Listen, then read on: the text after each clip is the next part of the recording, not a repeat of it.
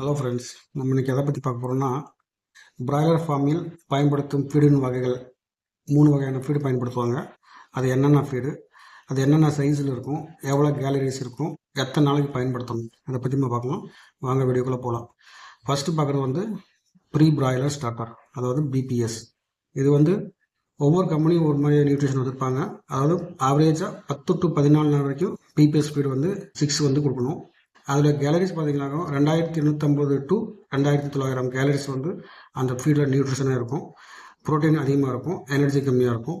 அதுக்கடுத்து பார்த்தீங்கன்னா அதோட சைஸ் பார்த்தீங்கன்னாக்கா 0.08 mmலேருந்து 1 mm வரைக்கும் அவருடைய சைஸ் இருக்கும். அப்போ தான் வந்து அந்த ஃபீடை வந்து ப்ராப்பராக வந்து அந்த கோழி சாப்பிட முடியும், டே ஓல்டு 6 சாப்பிட முடியும். அடுத்து பார்த்தீங்கன்னாக்கும் நம்ம பார்க்க போது வந்து செகண்ட் ஃபீடு வந்து ஸ்டார்டர், பிராய்லர் ஸ்டார்டர். அதை பற்றி பார்க்கலாம். இந்த பிராய்லர் ஸ்டார்டர் வந்து அடுத்த 10 நாள் கொடுப்பாங்க. 1 கிலோலேருந்து 100 வரைக்கும் அவருடைய கிராம் கொடுப்பாங்க. இது பார்த்தீங்கன்னா ஆல்ரெடி 14 நாள் பிபிஎஸ், இது 10 நாள் ஸ்டார்டரு. மொத்தம் பார்த்தீங்கன்னா 24 டேஸ் போகும். இந்த 24 டேஸில் வந்து இந்த ஃபீடை சாப்பிட்டு மினிமம் வந்து 1 கிலோலேருந்து 100 வரைக்கும் உங்களுக்கு அவரேஜ் ஃபீட் வரணும். அப்போ தான் வந்து நம்ம வந்து சாப்பிட்ட ஃபீடுக்கு கன்வர்ஷன் ப்ராப்பராக ஆகும். இதோட ஸ்டார்டோட கேலரிஸ் பார்த்தீங்கன்னா 3000 கேலரிஸ் வரைக்கும் இருக்கும். அடுத்து பார்த்தீங்கன்னா நம்ம ஃபினிஷரை பற்றி பார்க்கலாம். அதாவது 25 ஏஜ்லேருந்து அப் டு கல்லிங் வரைக்கும் அந்த ஃபீடை கொடுப்பாங்க. கண்டினியூ அதை ஃபினிஷர் மட்டும் தான் வந்துட்டு இருக்கும்.